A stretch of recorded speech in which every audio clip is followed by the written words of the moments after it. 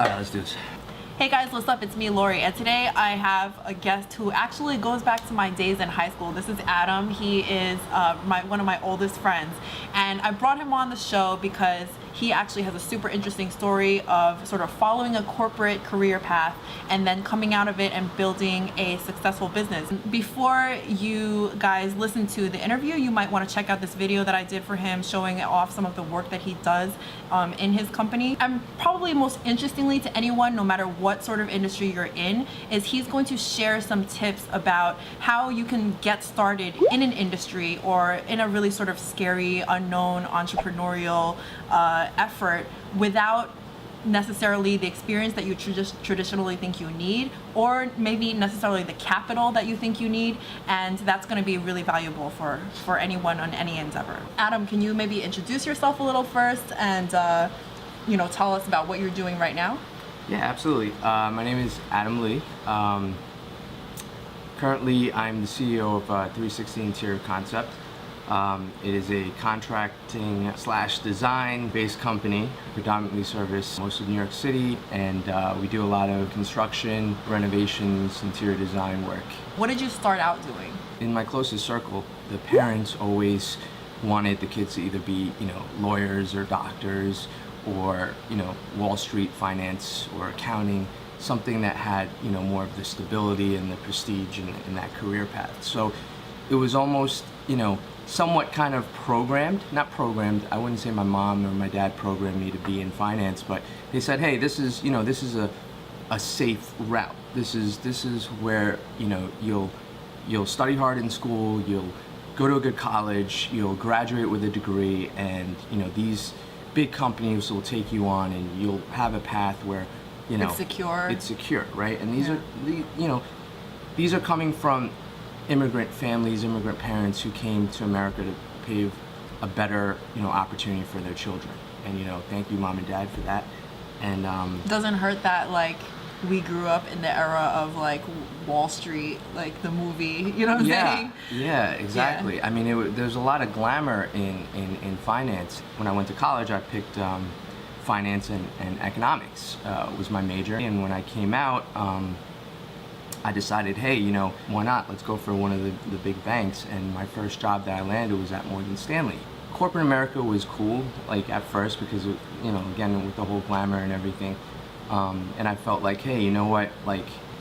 This was a great path. But, later on, there was a lot of politics involved, and I know there's politics everywhere, but the climb and the ladder just wasn't for me. How were you doing financially working at the bank? I was doing okay. I wasn't doing phenomenal, but the starting salary there was great. I mean, it was definitely something that my parents were proud of.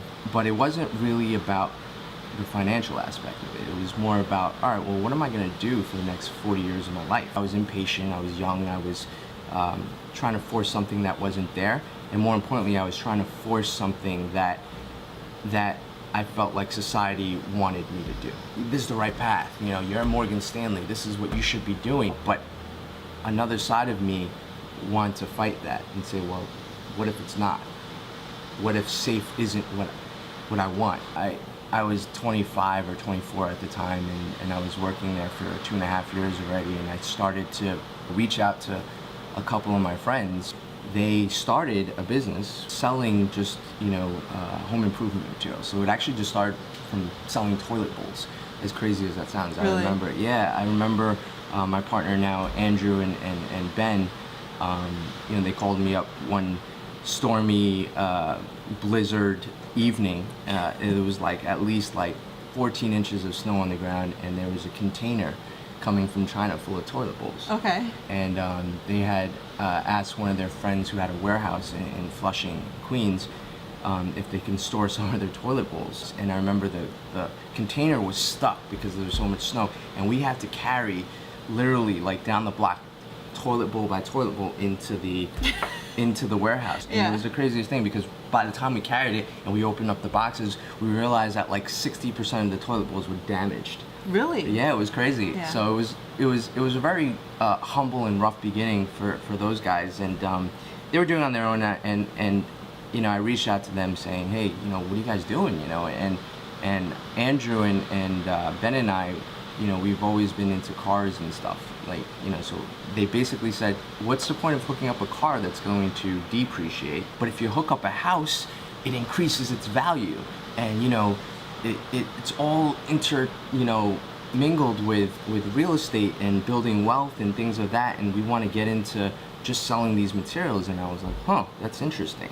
At that time, they were doing it on a retail level. And we had another partner named Lillian that wanted to do a wholesale, literally just import containers and containers of kitchen cabinetry.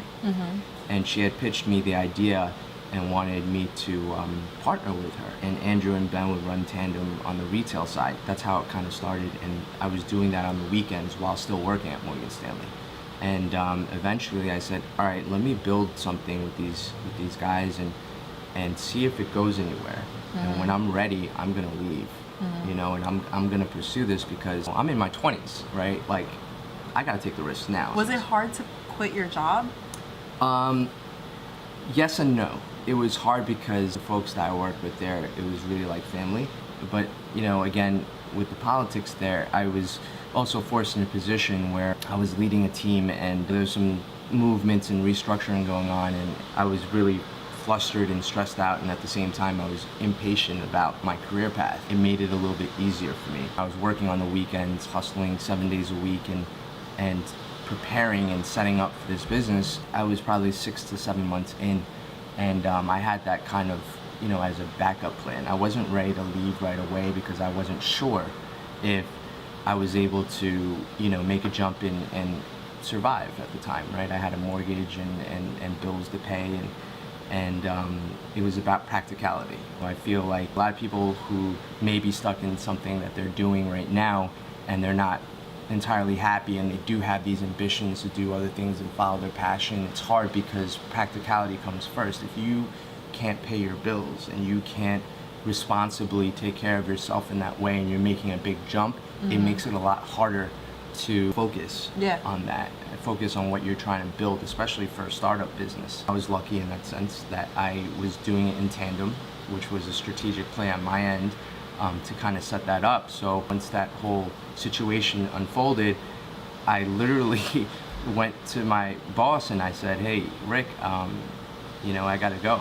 And I don't know how he felt about it at the time, but it was definitely shocking because it was like, what do you mean? Like, Yeah. And I said, I've got this business going on and I'm gonna make that jump. And the craziest part was the day I left was a Friday, and that following Monday, Lehman Brothers crashed and the whole market unfolded. And, it was weird because, that position that I was in was predicated on a lot of the commercial and residential mortgage-backed securities that led to the big crash of 2008. That following Monday when Lehman Brothers crashed, the business actually launched, meaning the doors were open. So it actually hadn't even launched yet?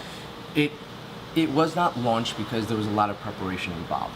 We needed to pick out, within those 6 to 8 months beforehand, we needed to pick out all the lines for the cabinetry. We were doing cabinetry wholesale, strictly kitchen cabinets. And we had to pick out all the lines. We had to make sure what sizes we had to order, and we had to come up with the funds to purchase about 12 containers worth of inventory.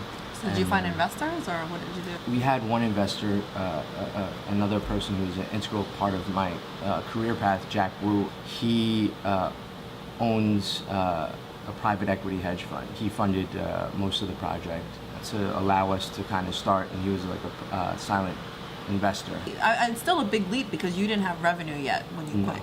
Absolutely not. So you still weren't sure if you could pay your bills.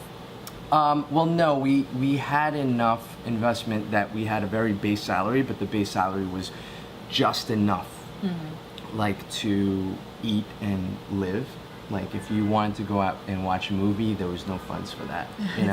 There was really right down to the core. You have to keep costs low in the beginning, and just to kind of survive. And it builds hunger. It builds that ambition to grow and do what's necessary to survive in the beginning stages of business. I think a lot of people, that would scare the shit out of a lot of people.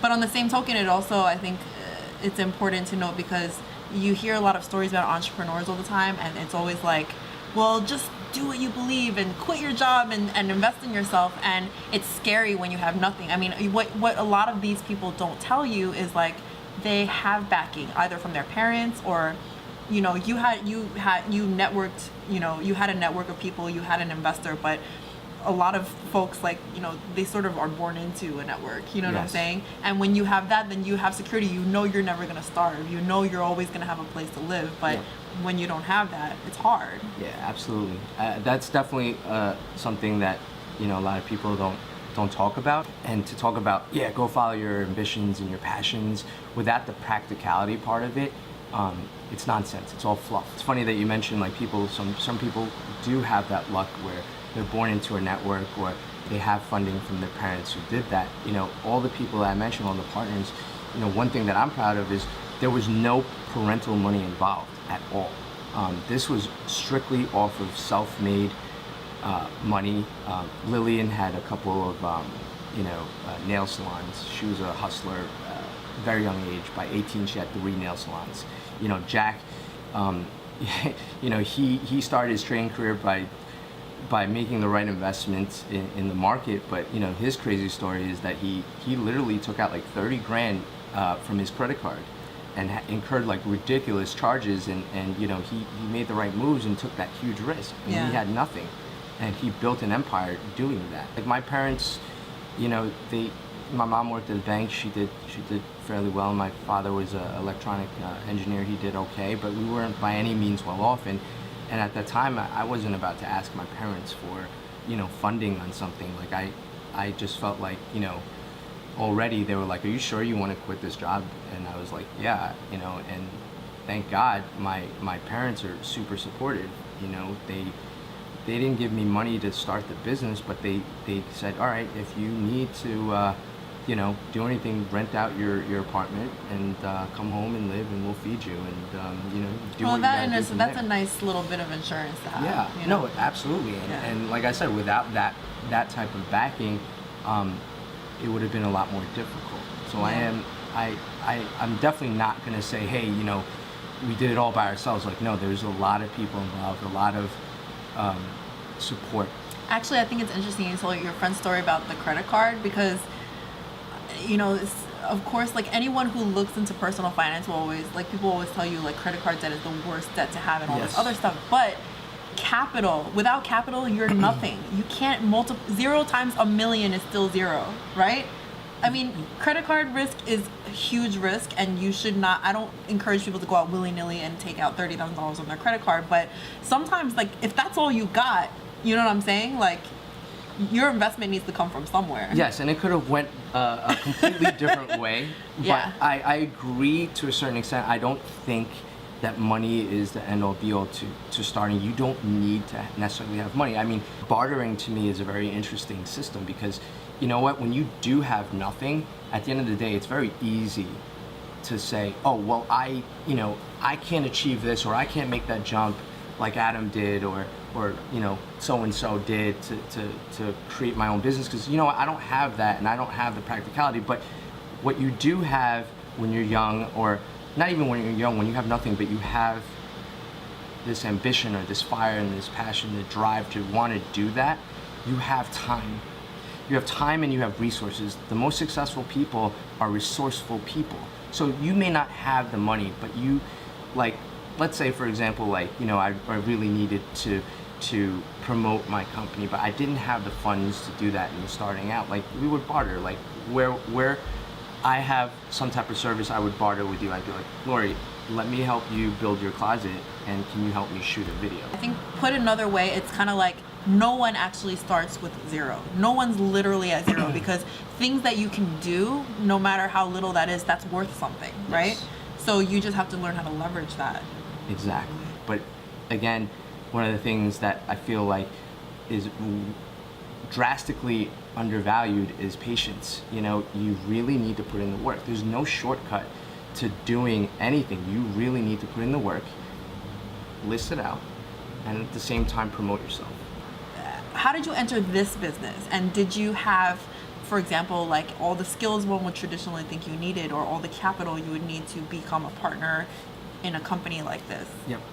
So going back to the wholesale business, that wholesale business was called Grand Design Kitchens. That was in '08, and the crash happened about a year and a half later. This is towards the end of 2009. We had an offer to sell the business, and you know, we were like, look, you know, with all this inventory, with all this capital that we dumped into it, it might be wise to sell it. And that was my partner's decisions, and I kind of, you know, leaned towards it, but I was just like, oh man, what does that mean? Does that mean I need to go back to the corporate world? So I was like, what am I gonna do now? You know, yeah, we were gonna sell it and make a little bit of a profit. That's when Jack came in, you know, and Jack was a silent partner, and he said, Adam, come work with me. I'm gonna teach you how to trade. I traded at that firm for 4 years, and I learned a lot, but it just wasn't for me. It was, you know, late 2012, and I just sat there and I was like so depressed. In that dark period of time, I went through some courses. Momentum Education, shout out to Momentum Education, shout out to Robinson Lin. It was like a self-awareness workshop where we went through like different exercises and experienced different things, and it kind of opened my mind to thinking about things differently. It changed my perspective on things without going into too much detail, but it allowed me to like start following like thought leaders like Gary Vaynerchuk, you know, Tony Robbins, stuff like that, and I built this thing on the side. I was trying to get out, and I was building a business that failed, about corporate trainings, about how to like get people to do like. So you still had teamwork. a side hustle? I did. I always had a side hustle. In between them, what I'm missing was I had that side hustle of corporate trainings and coaching, and that I also exported salvage cars from the U.S. to China. You were doing this Tima during the Trading. 4 years that you were trading? Yes, Okay. called Tima Trading, and we were buying salvage cars, especially from after Sandy. We bought like salvage cars and exported to China. And then I was also doing something called Rise and Grind, which was a passion to music, promoting like Asian artists into the mainstream hip hop and R&B world. All three of them kicked off, kind of operated, but they all failed. And I called Andrew, you know, who's currently my partner and also was my partner back then, and I said, hey, how's business? And he's like, it's kind of rough. The business at that point was still just Andrew and Ben. Mm-hmm. You know, they survived through the recession, but it was really tough for them. Mm-hmm. And I said, hey, I really need to get out of what I'm doing because I'm uber unhappy and I don't know what I can provide, but you've seen what I can do in the past. And I said, look, you know, bring me in, and if I don't grow the company within 6 months, you don't have to fire me. I'll just quit on my own. But if I can double the revenue, if I can actually make a difference, double the revenue, cover the minimum that I need for my salary, within those 6 months, we need to sit down and negotiate a way for me to be a partner here. So you're saying that you came in, you approached them, and aside from like some previous experience as an entrepreneur, because you were doing all this stuff, you did not have capital to like buy shares in the company. Absolutely And you also didn't have like such directly relevant experience. Like they weren't in a position to pay you, is what you're saying. Correct. Okay. So basically, you're entering with nothing but your skills, which, as we talked about before, is worth something, Yes. right? Okay. So then, how did it go? It went well, clearly. No, it went well because you know, what I learned in trading was in business, everything is about timing as well, right? Yeah. And at that point, it was late 2012, early 2013, and this was the time in New York City where the real estate market started picking back up. And luckily, when I entered in early 2013, I was able to catch that beginning wave up. Within 6 months, I definitely hit the goal. You know, the guys were impressed, and we had, you know, a little bit more funds, and I was able to buy in as a partner. And from there, I basically told the guys, all right, this is the goal for the next year. and so on and so on. And we set, clear plans out, and the money that we made was not to be taken out. We had to go through it where we had to hold back on taking out money and rewarding ourselves.